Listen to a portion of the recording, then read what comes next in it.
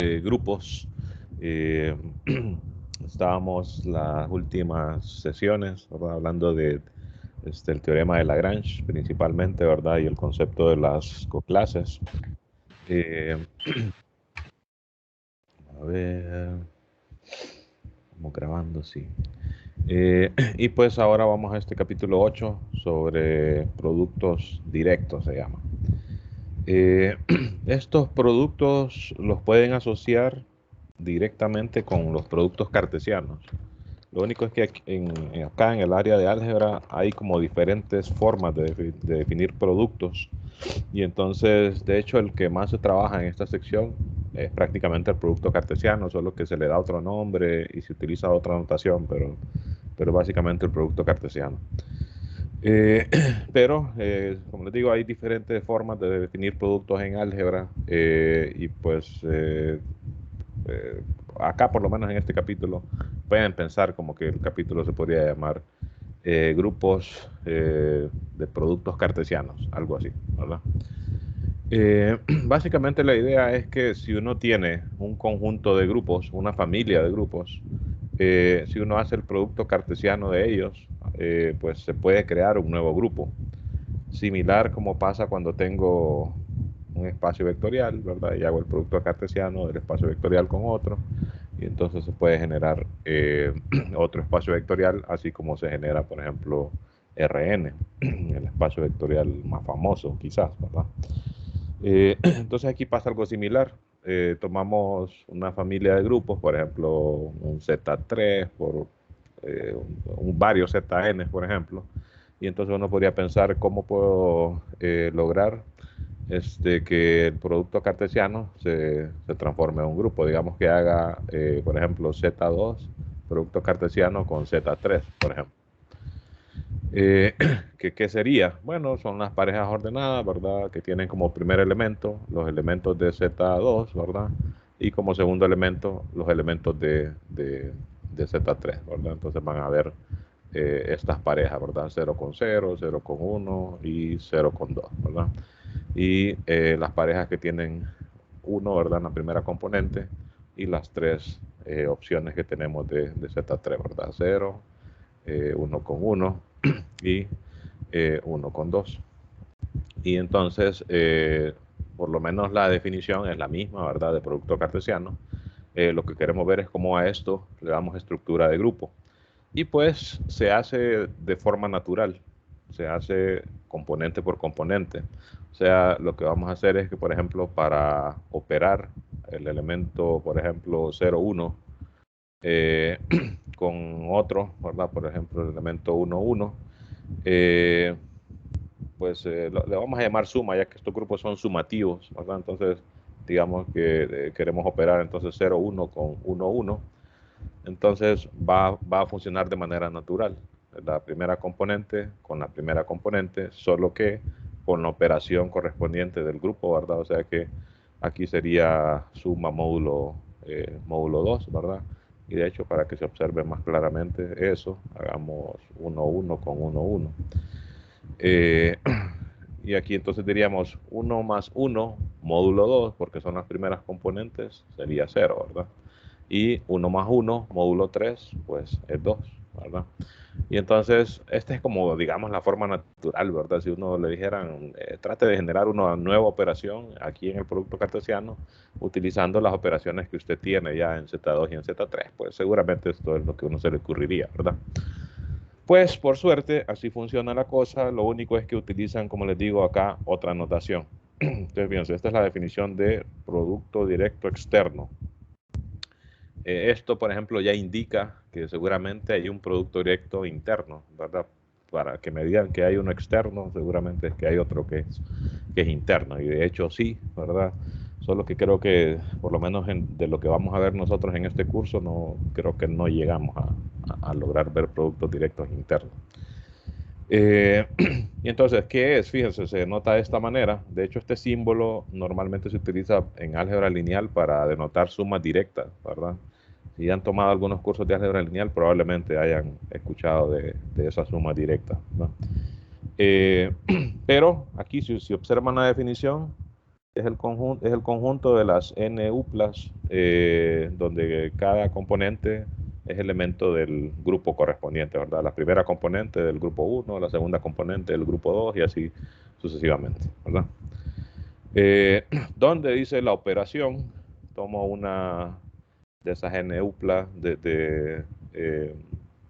y la opero con otra, y entonces la operación se define coordenada por coordenada, ¿verdad? Este por este, ¿verdad? Donde esta es la operación de G1, G2 por G2', donde esta es la operación de G2, ¿verdad? Y así sucesivamente, ¿verdad? Y observen cómo es el producto cartesiano realmente, ¿verdad? Solo que con otra notación, nosotros podemos incluso decir, ¿verdad? Que el orden de este nuevo grupo va a ser el producto de los órdenes de cada uno de ellos, ¿verdad? Por definición, ¿verdad? De producto cartesiano. Se deja como ejercicio que uno compruebe realmente que esta operación sí define un grupo, ¿verdad? O sea, que se cumplen los 4 axiomas, eh, cerradura, ¿verdad? Asociatividad, existe elemento de identidad y que hay inverso, ¿verdad? Se deja como ejercicio, entonces pues se los dejo ahí. Veamos aquí qué ejemplos hacen. Fíjense, por ejemplo, aquí hacen U8 por U10. Aunque se utiliza el símbolo de suma directa, como es producto cartesiano, pues siempre le vamos a decir por, ¿verdad? U8 por o producto cartesiano con U10. Entonces, ¿qué es? Pues el conjunto de parejas donde las primeras componentes son los elementos de U8, ¿verdad? Los enteros relativamente primos con 8 y menores que él, ¿verdad? 1, 3, ¿verdad? 5 y 7, ¿verdad? Y la segunda componente son elementos de U10, ¿verdad? Aquí hacen otros ejemplos. Esto solo es como para ver cómo funciona, ¿verdad? Eh, Vamos a ver. Fíjense que en este caso, si Joxan, ¿Por qué de la definición es necesario que los grupos sean finitos? eh, a ver, lo dice acá. Sí lo exige, ¿verdad? Eh, Déjame pensar. Creo que solo es para que tenga sentido, por ejemplo, esto, ¿verdad? Eh, Porque, bueno, si uno es infinito, pues realmente eh, el orden de este nuevo grupo va a ser infinito también y quizás esta ecuación como ecuación, ¿verdad? No tendría sentido. Creo que esa sería la única razón. Porque realmente sí se puede hacer, ¿verdad? Producto cartesiano, por ejemplo, de los enteros con los enteros, ¿verdad? Y eso va a ser un nuevo grupo. O Rn con la suma, ¿verdad? Componente por componente, también es un grupo, ¿verdad? Así que creo que la única razón para la que aquí restrinjan esto es para que algunas ecuaciones o propiedades de las que hablan aquí, porque por ejemplo, fíjense el primer teorema lo que dice, el orden de un elemento es el mínimo común múltiplo de los órdenes de los elementos. Entonces, si estamos en un grupo infinito, puede haber elementos de orden infinito y esto ya no tendría sentido, ¿verdad? Entonces creo que es la única razón, pero realmente no hay problema con hablar de productos directos o productos cartesianos, ¿verdad? De grupos infinitos, ¿no? Así que creo que solo es por eso, ¿verdad? Para que estas cosas tengan sentido acá. Fíjense, yo como ya vimos, ¿verdad? La definición realmente es la misma definición de producto cartesiano.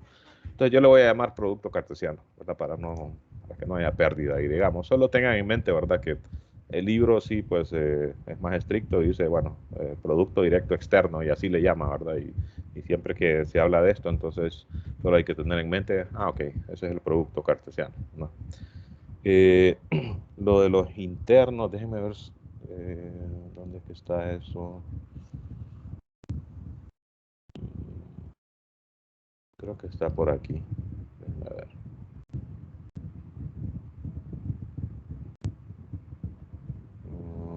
Fíjense que aquí ya hay otra notación de productos, ¿verdad? Ya esta es como la usual, de hecho, ¿verdad? Para productos cartesianos. Eh, pero creo que aquí esa la utilizan para los que les digo que se llaman productos directos internos. Déjenme ver si está por aquí esa definición. No, la verdad no recuerdo dónde está. Tal vez aquí. Que tiene que ver con este concepto de grupos normales. Vamos a ver si por aquí está. Fíjense. Producto interno, producto directo interno, ¿verdad? Y tiene una definición ahí bien específica. Y noten que pues aquí es un poco confuso porque nosotros normalmente el producto cartesiano lo denotamos así, ¿verdad? Pero si observan la definición, esto no es el producto cartesiano, ¿verdad? Entonces, son cosas ahí, qué sé yo, supongo que la gente que trabajó en estos temas en su momento, pues esos símbolos utilizaron y pues, ¿qué se va a hacer, verdad? Entonces, desgraciadamente, este producto que utiliza la notación de producto cartesiano no es el producto cartesiano, ¿verdad? Y pues solo hay que tener el mente, ¿verdad? Y de hecho aquí hablan, por ejemplo, de alguna relación posible, ¿verdad? Entre este y el otro, ¿no? Ok, pero creo que no nos va a dar chance de hablar de esos productos directos internos. Si nos metemos a todo eso, pues no vamos a poder. Yo quiero tratar de, aunque no completemos con detalle todo, tratar de llegar hasta este capítulo 11. Eh, ok, entonces estos ejemplos pues son solo para ver, ¿verdad? Que ese es pues, precisamente el producto cartesiano. Ya este tipo de ejemplo es más interesante, fíjense, que dice un grupo de orden 4 es isomorfo a Z4 o a Z2, producto cartesiano con Z2. O sea que solo hay dos tipos de grupos de orden 4. Z4, o sea, el grupo cíclico de orden 4, y Z2 por Z2, ¿verdad? Fíjense que, pues, grupos de orden 4, si uno se pone a pensar, quizás no es tan impactante de esto, ¿verdad? Porque uno lo que se preguntaría como en general, yo quiero ver cuáles son todos los posibles grupos de orden 4. Entonces ese problema en general de lo que trataría es de tener 4 elementos, ¿verdad? A, B, C, bueno, le va a poner uno la identidad, ¿verdad? Y otros 3, y hacer la tabla correspondiente para el grupo. Y entonces ver cuántas tablas posibles de estas se pueden generar, ¿verdad? De manera que lo resultante sea un grupo, ¿verdad? Entonces, solo son 4 elementos, entonces no hay muchas opciones realmente, ¿verdad? Para llenar aquí, considerando, por ejemplo, aquella regla de que, vaya, por ejemplo, como esta es la identidad, estas primeras elementos ya van fijos, ¿verdad? Y lo otro es que, bueno, solo me quedan 9 entonces para escoger y acuérdense que teníamos como una propiedad de que esto era como un sudoku, ¿verdad? Que en cada fila solo puede aparecer un elemento, ¿verdad? No puede aparecer repetido. Y entonces eso ya me limita bastante, ¿verdad? Porque uno podría decir, pero entonces aquí, si ya consideré una opción acá, tengo 3 opciones acá, 3 opciones acá, 3 opciones acá, y así en cada cuadrito, ¿verdad? Hay 9 posibilidades y hay 9 cuadritos, perdón, por llenar y 3 opciones en cada uno. Entonces uno diría 3 por 3 por 3, pero no, realmente no hay que considerar todas esas porque tenemos la restricción esa, ¿verdad? Que no pueden aparecer elementos repetidos ahí. Entonces son pocos realmente las posibilidades. Uno se podría poner a probar, ¿verdad? Como decir, ok, voy a poner aquí B, voy a poner aquí C, y pues la única que me queda es que aquí me quede la identidad. Entonces voy armando como el sudoku. Tengo A, tengo aquí B, voy a poner aquí C, ¿verdad? Y entonces ya no me queda de otra. Aquí la identidad. Aquí ya tengo B, ya tengo C. Bueno, podría poner A aquí. No hay problema con estos dos. Entonces aquí ya solo me quedaría la identidad. No, esto no puede darme un grupo porque aquí ya me queda un elemento repetido, ¿verdad? Entonces sería una cuestión de ponerse como a jugar así, ¿verdad? Y como es una cantidad finita de elementos, pues es un problema finito, ¿verdad? Eh, pero entonces esto lo que dice es que realmente si uno se pone a hacer eso, solo van a haber 2 tablas posibles que me van a generar un grupo, ¿verdad? La de Z4 y la de Z2 por Z2. Y fíjense cómo se prueba.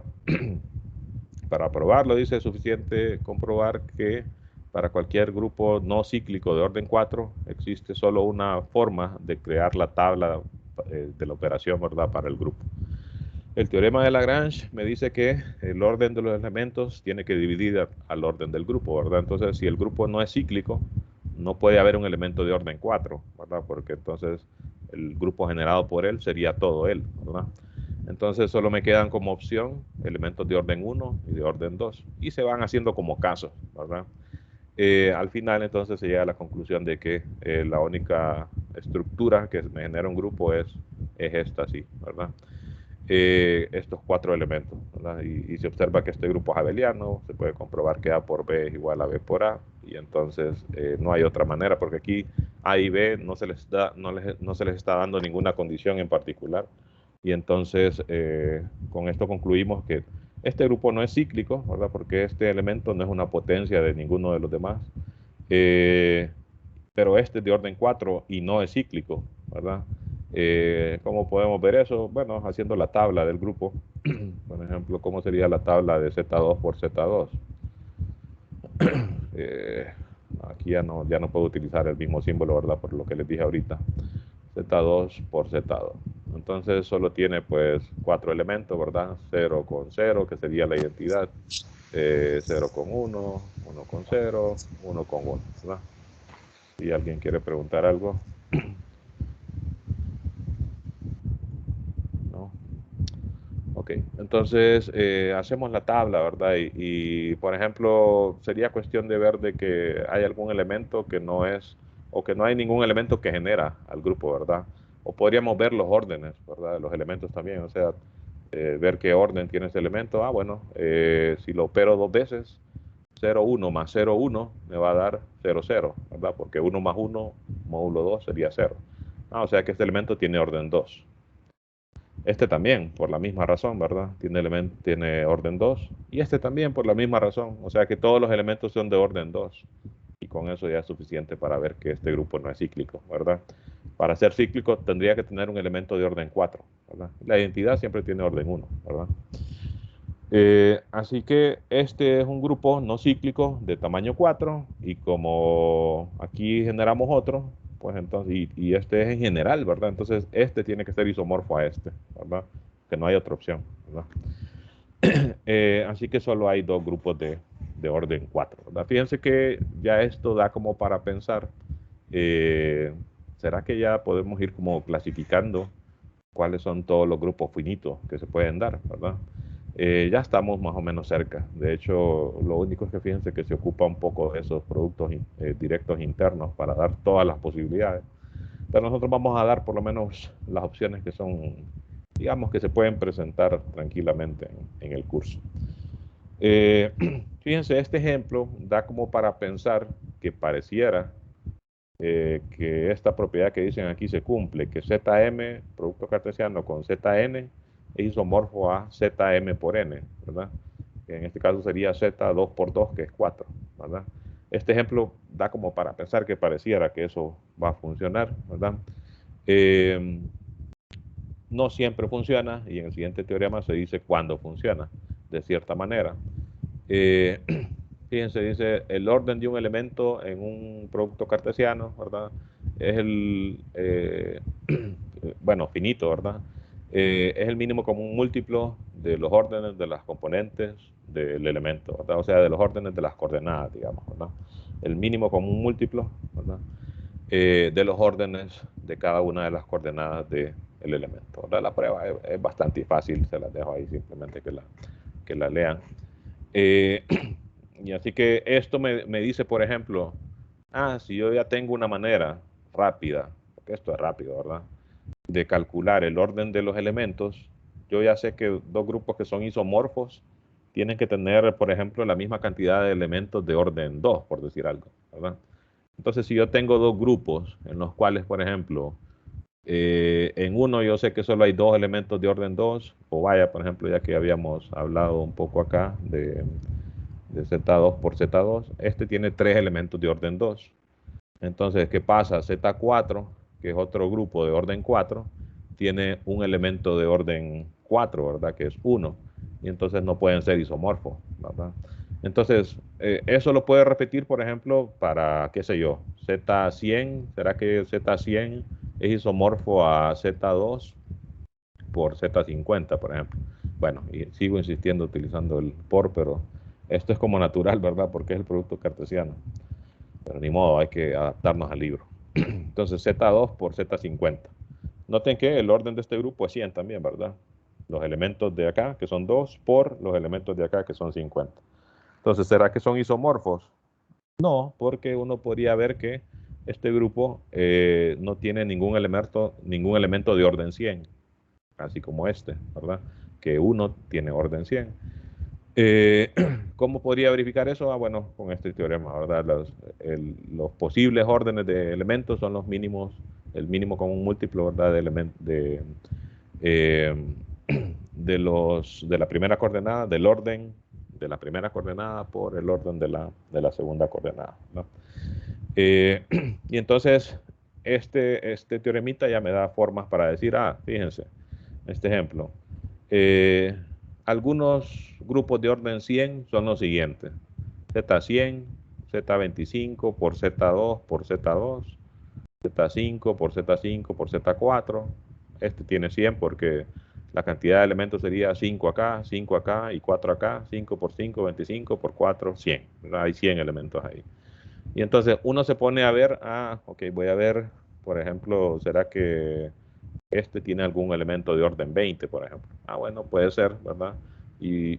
O cuento, ¿verdad? ¿Cuántos elementos de orden 20 hay? Y veo, por ejemplo, cuántos elementos de orden 20 hay aquí. Si no hay ninguno, pues automáticamente no son isomorfos. Si hay algunos, pero no es la misma cantidad del otro, pues no son isomorfos, ¿verdad? Y de hecho, estos siguientes ejemplos tratan más o menos de eso. Fíjense, determinamos, dice, el número de elementos de orden 5 en Z25 por Z5, ¿verdad? Por el teorema, dice, podemos contar el número de elementos, el número de parejas, ¿verdad?, que están aquí, con la propiedad de que tengan orden 5, ¿verdad? Como el orden de la pareja, ¿verdad?, es el mínimo común múltiplo de los órdenes de las coordenadas, entonces ya eso me restringe cuáles son los posibles órdenes de A y cuáles son los posibles órdenes de B para que esto me dé 5, ¿verdad? No hay muchas opciones, ¿verdad? Que el orden de A sea 5, que el orden de B sea 5 también, mínimo común múltiplo 5, que uno de ellos sea 5, el otro 1 y viceversa, ¿verdad? Sería la otra posibilidad. ¿Qué es lo que dicen así, verdad? Que el orden de A sea 5 y el de B sea 1 o 5, y al revés, ¿verdad? Que el orden de B sea 5 y el de A sea 1 o 5. Entonces, hacen los casos aquí, fíjense, ok, que el orden de A sea 5 y que el orden de B sea 1 o 5, ¿verdad? Entonces, como estos grupos Z25 y Z5 ya los conocemos bastante bien, entonces decimos, ok, en este caso, ¿cuántos elementos de orden 5 hay en Z25? Aquí nos dice los elementos recuerden que teníamos propiedades, ¿verdad? Para poder decir eso, ¿verdad? Eh, ellos son, dice, 5, 10, 15 y 20, ¿verdad? 5 es como que es el más claro, ¿verdad? 5 sumado 5 veces me da 25, ¿verdad? Entonces módulo 25 es 0. 10 sumado 5 veces me da 50, módulo 25, 0, ¿verdad? Y así, ¿verdad? Entonces, estos son los elementos de orden 5 que hay en Z25. O sea que esas son las posibilidades para A, ¿verdad? Que tiene orden 5. Tenemos 5 casos, 5 opciones para B, que serían los elementos de orden 5 en Z5, que son todos, ¿verdad? Excepto la identidad. Decimos que son 5 porque tenemos que sea 1 o 5, ¿verdad? Entonces la identidad tiene orden 1 y los otros 4 tienen orden 5, ¿verdad? Entonces esto nos da 20 elementos, ¿verdad? De orden 5, ¿verdad? Que es tomar cualquiera de estos, ¿verdad? Junto con cualquiera de los elementos de Z5. Todas esas parejas, por ejemplo, 5 con 1, 5 con 2, 5 con 3, ¿verdad? 5 con 4. Esas tendrían orden 5, ¿verdad? 10 con 1, 10 con 2, bueno, y con 0 también, ¿verdad? 10 con 0, 10 con 1, 10 con 2 y así, ¿verdad? Todas esas tienen orden 5. Entonces, en total tendríamos 20 elementos de orden 5, ¿verdad? 4, ¿verdad? 4 opciones para la primera coordenada, 5 opciones para la segunda coordenada, o sea que hay 4 por 5, 20, ¿verdad? Parejas que cumplen con esta propiedad, ¿no? Y se hace el mismo análisis para el otro caso. Aquí se obtiene, dice, otros 4 elementos, ¿verdad? Y entonces en total hay 24 elementos de orden 5 en este grupo. Esto me serviría entonces para poder decir, ok, entonces Z25 por Z5, por decir algo, no es isomorfo a alguno de estos otros, por ejemplo, que mencionan aquí, ¿verdad? Porque de repente uno cuenta, voy a contar, digamos, cuántos elementos de orden 5 hay en este, por ejemplo, ¿verdad? Z25 por Z2 por Z2. cuento, veo que no son 24, entonces no pueden ser isomorfos esos dos grupos, ¿verdad? En estos otros casos es más obvio, ¿verdad? D10 tiene 20 elementos, Z5 pues 5, o sea que este grupo tiene 100 elementos, ¿verdad? 5 por 20, 100. D50 tiene 100 elementos, pero no es abeliano, entonces automáticamente no va a ser isomorfo a ninguno de estos formados por los ZN, ¿verdad? Noten que en el producto cartesiano, si todos los grupos que se consideran al hacer el producto, ¿verdad?, son abelianos, entonces el producto cartesiano también va a ser abeliano, ¿verdad? Se ve directamente que eso ocurre, ¿verdad? Ok. En este otro caso, fíjense, dice, determinamos el número de grupos cíclicos, de subgrupos cíclicos de orden 10 en Z100 por Z25, que vendría siendo como equivalente, a ver, bueno, no equivalente, sino relacionado a ver cuántos elementos también hay de orden 10, ¿verdad? En este grupo. Lo que pasa es que algunos de ellos pueden generar el mismo grupo cíclico, ¿verdad? Ok, entonces dice, comenzamos contando el número de elementos, pues como les decía, ¿verdad? El número de parejas que tienen orden 10, entonces se hace el mismo análisis que acá. Vámonos a la conclusión, ¿verdad? Se concluye acá que hay 24 elementos de orden 10, ¿verdad? Pero no necesariamente eso implica que hay 24 grupos cíclicos, ¿verdad? Porque recuerden que un grupo cíclico puede tener varios generadores. Incluso podría ser que de repente estos 24 elementos, bueno, no, eso no podría ser porque es de orden 10. Entonces que hubiesen, por ejemplo, 10 en uno, otros 10 en otro, y que los 4 combinados con los demás, ¿verdad?, me generen otro grupo de orden 10. Entonces veamos cómo concluyen. Como cada subgrupo cíclico de orden 10 tiene 4 elementos de orden 10, que son los que son relativamente primos con 10, ¿verdad? Y ninguna pareja de los subgrupos cíclicos puede tener un elemento de orden 10 en común, ¿verdad? Entonces deben haber 24 entre 4, o sea, 6 subgrupos cíclicos de orden 10, ¿verdad? Fíjense que la parte como crucial es como que esta segunda oración, ¿verdad? Ninguna pareja de subgrupos cíclicos puede tener un elemento de orden 10 en común. ¿Por qué? Porque si tuvieran un elemento de orden 10 en común, tendrían que ser el mismo grupo, ¿verdad? Ese elemento de orden 10 generaría todo el grupo, ¿verdad? Entonces, si estoy considerando subgrupos cíclicos distintos, ¿verdad? Acá, pues no tienen que tener elementos de orden 10 en común, ¿verdad? Entonces, de los 24 elementos de orden 10 que se encontraron acá, pues dividimos entonces entre los 4 elementos, ¿verdad?, de orden 10 que tiene un grupo cíclico de orden 10. Recuerden que aquí estamos hablando específicamente de ZN, ¿verdad? Pero si no fueran, recuerden que cualquier grupo cíclico de finito, ¿verdad?, es isomorfo a algún ZN, ¿verdad? Y de hecho, desde ese punto en adelante, cuando el libro se refiere a grupos cíclicos, automáticamente, considere el grupo cíclico de orden 25, Z25. Si fuera otro, no importa, yo ya sé que es isomorfo a Z25, ¿verdad? Ok. Veamos este otro, dice, la anotación dice, para estos productos directos es conveniente para especificar ciertos subgrupos de un producto directo. Como diciendo, sí tiene sus ventajas utilizar esta notación en vez de la usual, ¿verdad? Para productos cartesianos. Vamos a ver el razonamiento. Para cada divisor R de M y para cada divisor S de N, el grupo ZM por ZN tiene un subgrupo que va a ser isomorfo a ZR por ZS. Esto tiene que ver con un teorema que habíamos visto anteriormente, ¿verdad?, que se llamaba teorema fundamental de los grupos cíclicos, ¿verdad?, que decía, para cada divisor, por ejemplo, en ZM, para cada divisor de M existe un único, ¿verdad?, subgrupo cíclico de ese orden, ¿verdad? Entonces, pónganse a pensar, veámoslo. Bueno, aquí hacen algunos ejemplos. Y para no ir a escribir más. Para encontrar, dice, un subgrupo de digamos, este grupo, Z30 por Z12, y que sea isomorfo a Z6 por Z4, ¿no? ¿Qué pasa? Z6, ¿verdad? Noten que 6 es un divisor de 30, entonces Z30 tiene un subgrupo de orden 6, ¿verdad?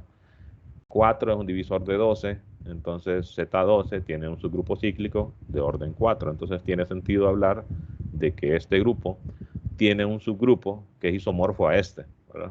No va a ser idéntico, ¿verdad? Porque pues, los elementos acá de repente van a tener como elementos, qué sé yo, 15, 18, ¿verdad? Y así, que no están aquí, ¿verdad? Entonces, como conjuntos son distintos, pero como grupos van a ser isomorfos, ¿verdad?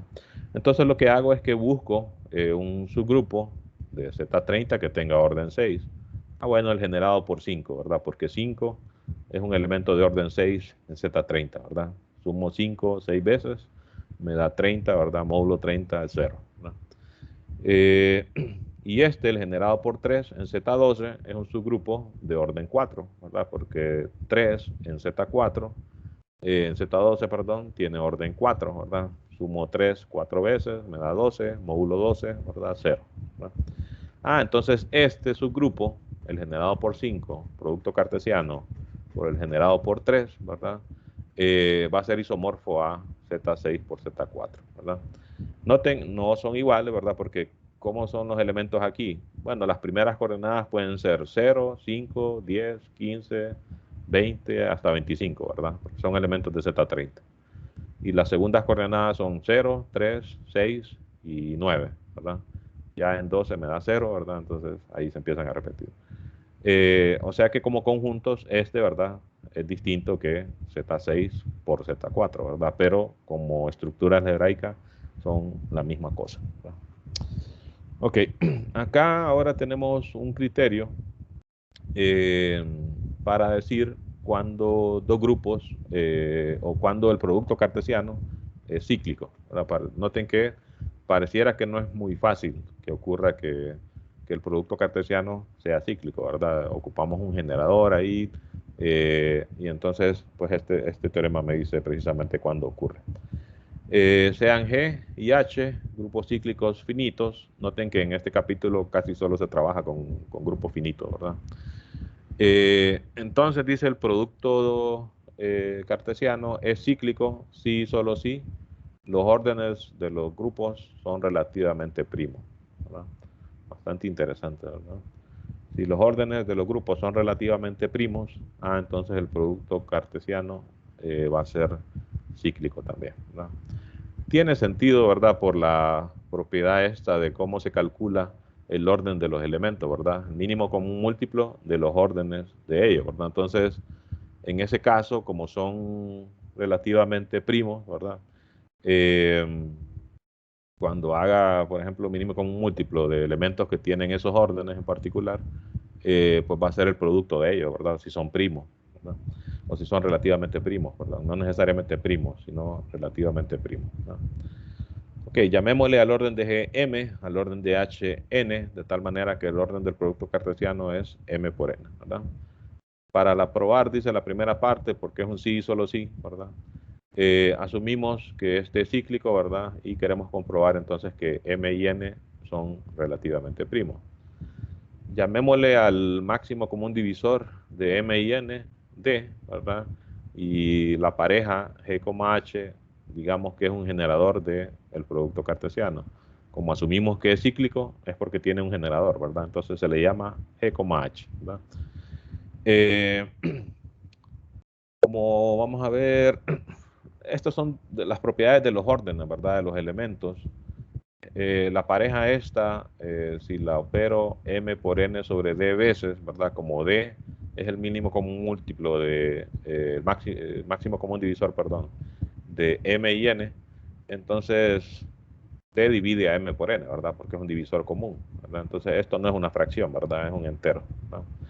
Esto entonces se puede reescribir así, ¿verdad? Por las propiedades de exponentes, podríamos llamarle, ¿verdad? Y como m es el orden de, como si este es un generador, ¿verdad? Esto significa que a ver cómo justificamos esto. Creo que aquí habría que escribir un poquito. Tenemos la pareja G, H, ¿verdad? Es el generador de G, ¿verdad? De G por H, ¿no? Y sigo con el por G por H, ¿no? Quizás por esa razón, fíjense, de repente sí es conveniente llamarle producto directo, porque tal vez así uno no lo asocia tanto, ¿verdad? Con el producto cartesiano. ¿Qué significa esto, verdad? Eso significa que si ahí dijimos que G tiene orden M, ¿verdad? Y que H tiene orden N. De manera entonces estaríamos diciendo que G, H, ¿verdad? A la M por N, ¿verdad? Es la identidad. Pero esta operación, o sea, operar esta pareja M por N veces, significa, ¿verdad? Como se hace por componente, sería hacer G a la M por N, ¿verdad? Y H también a la M por N, ¿verdad? Y como el orden de G es M, ¿verdad? No, eso más bien es lo que quiero justificar. Porque aquí fíjense, aquí solo me dicen el orden de G es M, el orden de H es N, y después que este es un generador de G por H.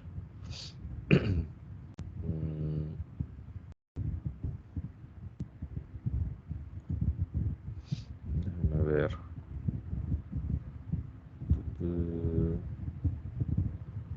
Que acá esto lo podemos escribir así, pero realmente lo único que sabemos es que el orden de G es M, ¿verdad?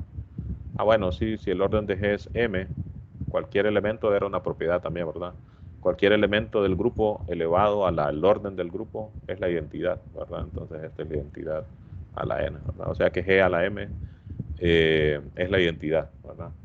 Eh, pero aún así, fíjense, no es suficiente como para decir directamente que este es el orden de G, ¿verdad? En todo caso, podría ser menor, ¿verdad? A ver,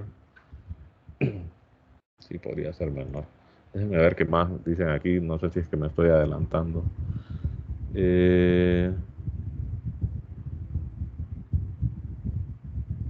No, sí, la verdad no es necesario lo que estoy queriendo hacer ahí. Es que estoy queriendo como decir que G es un generador del grupo G. Pero realmente no es necesario. Lo único que ocupo saber es que G a la M es la identidad, ¿verdad? Y G a la M es la identidad porque M es el orden del grupo G, ¿verdad? Y por un teoremita anterior, un corolario, si no recuerdo mal, eh, cualquier elemento elevado al orden del grupo me da la identidad, ¿verdad? Que realmente es lo único que ocupamos aquí, ¿verdad? G a la M me da la identidad, elevado a otro entero, pues va a dar siempre la identidad, ¿verdad? Eh, Eso implicaría entonces que M por N, ¿verdad? Que ya sé que es el orden de G por H, ¿verdad? Porque es el generador del grupo, va a ser menor o igual que este entero, ¿verdad? ¿Por qué? Porque estamos hallando un entero aquí, ¿verdad? Tal que ese elemento elevado a esa potencia me da la identidad. Pero el orden de GH, ¿verdad? Es M por N, porque es el generador del grupo, ¿verdad? Entonces, si esto me da la identidad, este entero tiene que ser mayor o igual que el orden, porque esa es la definición de orden, ¿verdad? Es el entero más pequeño para el cual el elemento elevado a ese entero me da la identidad, ¿verdad? Ah, bueno, pero la única opción para la que esto ocurra, porque este elemento, esta fracción, ¿verdad? Dividir m por n entre d, la única forma que sea mayor o igual que el numerador, ¿verdad? Es que d sea 1, ¿verdad? Si d es mayor que 1, es un entero positivo, ¿verdad? Si es mayor que 1, pues esta fracción va a ser más pequeña que m por n, ¿verdad? Entonces la única opción es que d sea igual a 1. Y si d es igual a 1, significa que m y n son relativamente primos, ¿verdad? Esa es la definición. Dos enteros son relativamente primos y su máximo común divisor es 1, ¿no? Para el otro lado, asumo que son relativamente primos y quiero comprobar entonces que el grupo es cíclico. Entonces decimos CAG generado por G, esto lo podemos decir porque cíclico, ¿verdad? Y H generado por H, ¿verdad? Supongamos que el máximo común divisor de M y N, ¿verdad? Es 1, ¿verdad? que es asumir esta hipótesis, ¿verdad? Que son relativamente primos. Entonces, el orden de la pareja GH, ¿verdad? Por el teorema anterior, es el mínimo común múltiplo de M y N, que va a ser M por N porque son relativamente primos, pero M por N es el orden del grupo, ¿verdad? Y entonces, eso significa, si el orden de este elemento es M por N, significa que este es un generador del grupo, ¿verdad?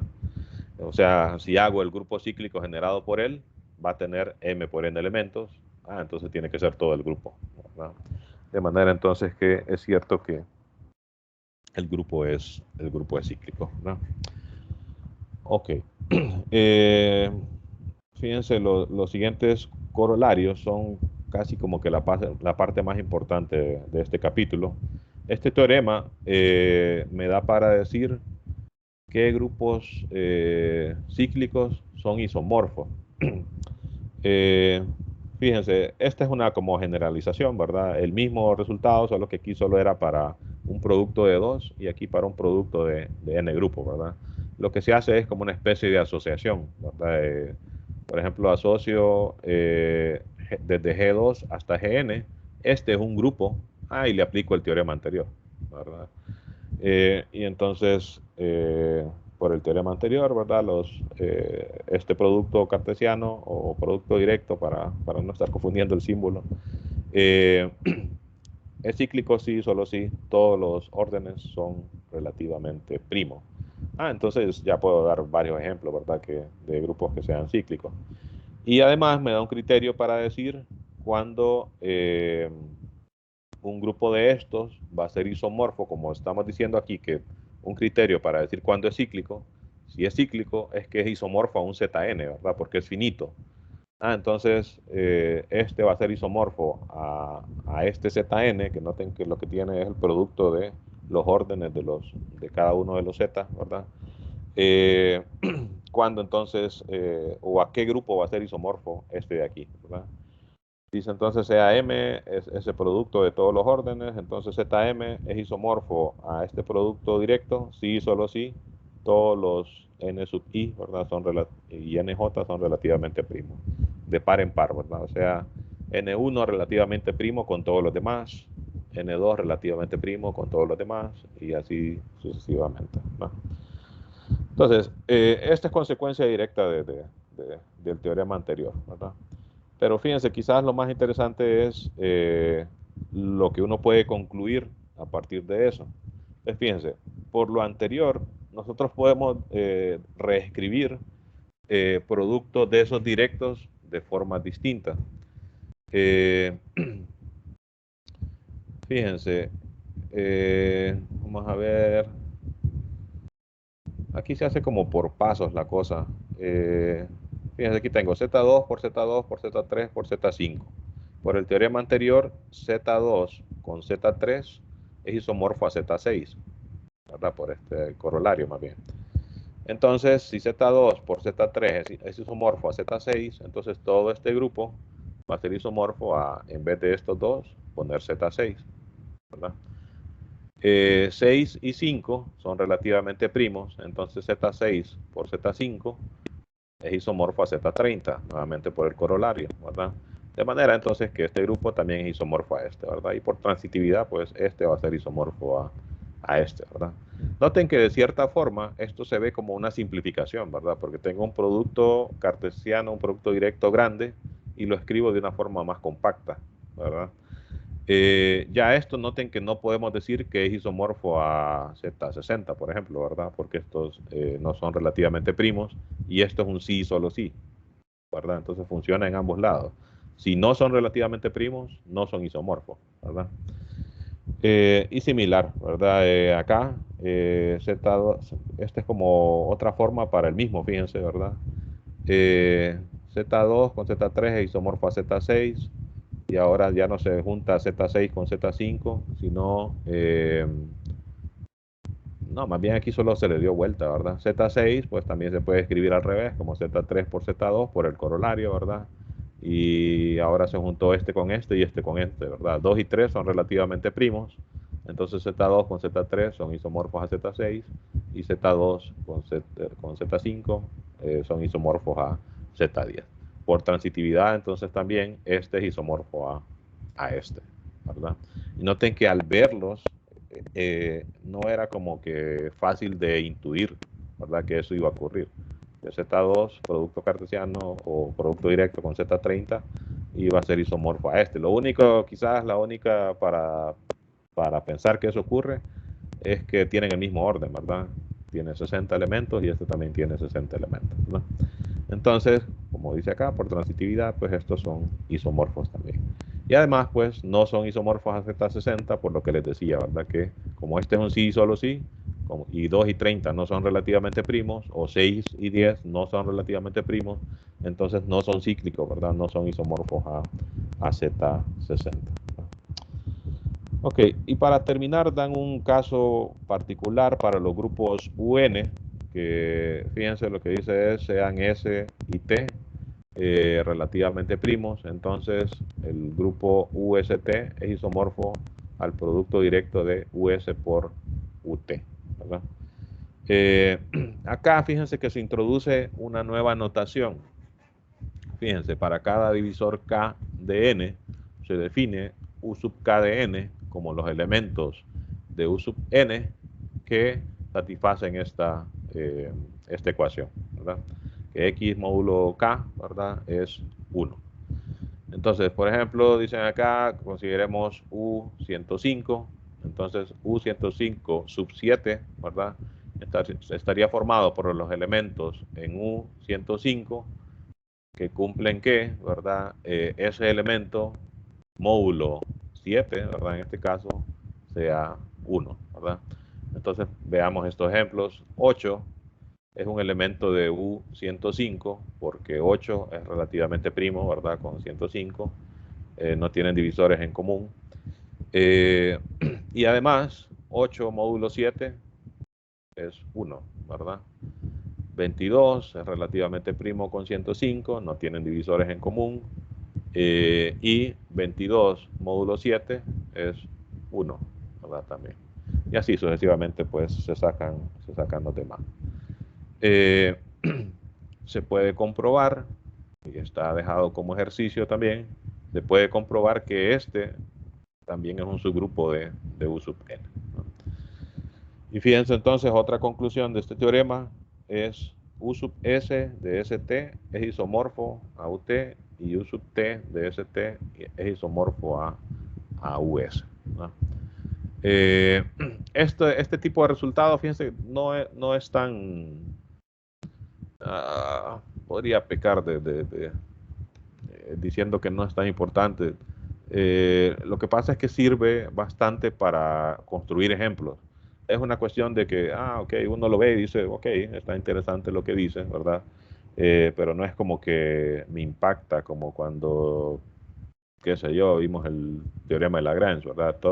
Cualquier elemento, el orden de cualquier elemento divide al orden del grupo. Eso es como una conclusión súper fuerte, ¿verdad? Funciona para todos los grupos, o aquello de que los grupos de permutaciones son isomorfos a cualquier grupo, pues eso es como más impactante, ¿verdad? Esto no tanto, es una propiedad como, ok, qué interesante se ve, ¿verdad? Pero no es así como fundamental, digamos, y no que se utiliza más para construir ejemplos. Entonces, de estas propiedades solo quedémonos con, digamos, como con la fórmula, como cuando uno está en cálculo, ¿verdad? Y le dan una tabla de integrales, por ejemplo, ¿verdad? Entonces, solo tomémoslo como información.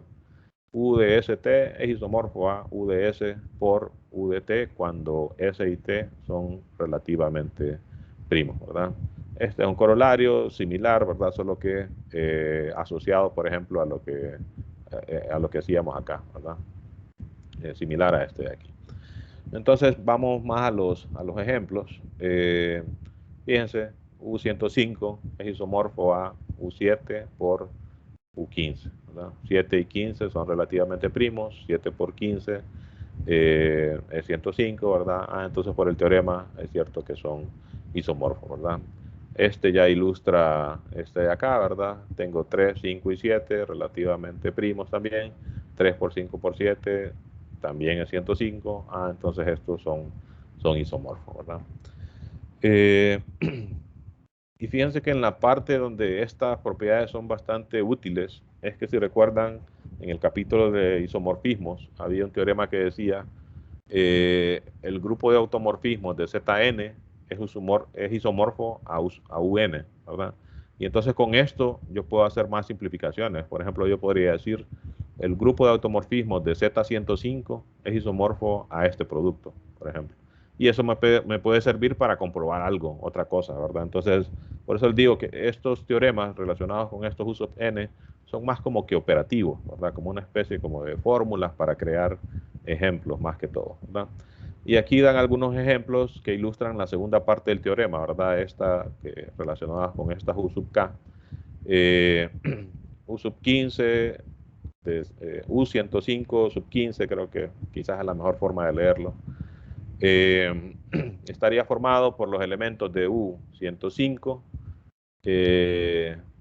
tales que, ¿verdad? Módulo 15 me dan 1, ¿verdad? Entonces, habría que ir a hacer varios cálculos para sacar esto, ¿verdad? Primero ir a ver cuáles son todos los elementos de U105, luego entonces ver cuáles de ellos, módulo 15, me dan 1, ¿verdad? Esa parte es fácil de calcular, ¿verdad? Es de ver cuáles de ellos son un múltiplo de 15 más 1, ¿verdad? 15 más 1, 30, que es un múltiplo de 15 más 1, 15, que es un múltiplo de 15, 45, perdón, que es un múltiplo de 15 más 1, y así, ¿verdad? Y más que todo, pues, como les digo, es como utilitario, digamos, el resultado, ¿verdad? Ah, ok, este es isomorfo a U21 por lo que dice aquí, ¿verdad? U sub S, ST es isomorfo a U sub T, ¿verdad? U sub T, ST es isomorfo al otro, ¿verdad? A U sub S, ¿verdad? Que son, pues, precisamente lo que ilustran acá, ¿verdad? Ok, entonces, en conclusión, fíjense que este capítulo es corto y de hecho, como les digo, es más como operativo. Fíjense que hay otras formulitas, tenganlas presentes que están aquí, ¿verdad? Por si más adelante en algún teorema decimos, U sub 2 a la n es isomorfo a tal cosa.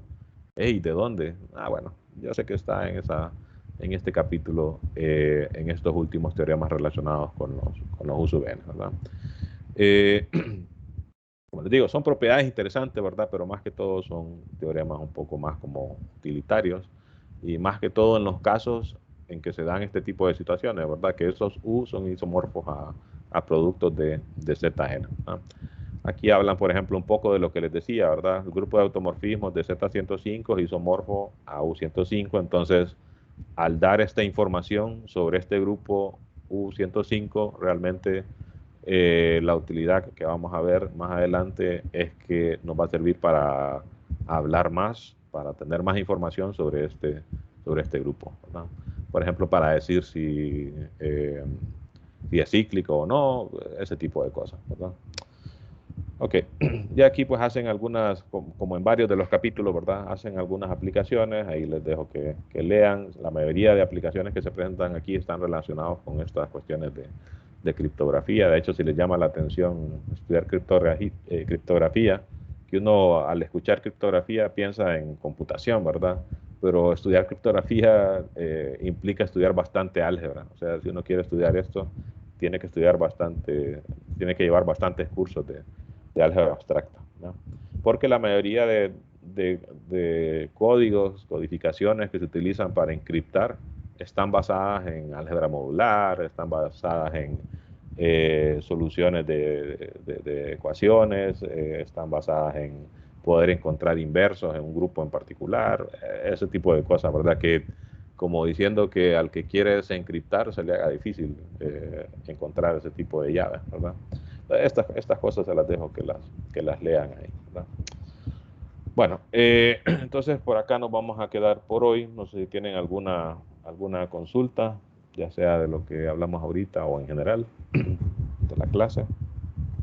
Lick, iba a preguntar que cuándo será la prueba de esto. coclases y Lagrange. No, de las del anterior, el lunes, sí, el lunes, ¿verdad? Ya que la que del capítulo 6 la hicimos este lunes, entonces la del 7 la vamos a hacer el lunes también. Y probablemente el siguiente lunes la del 8 y quizás así nos quedemos, ¿verdad? Con los lunes.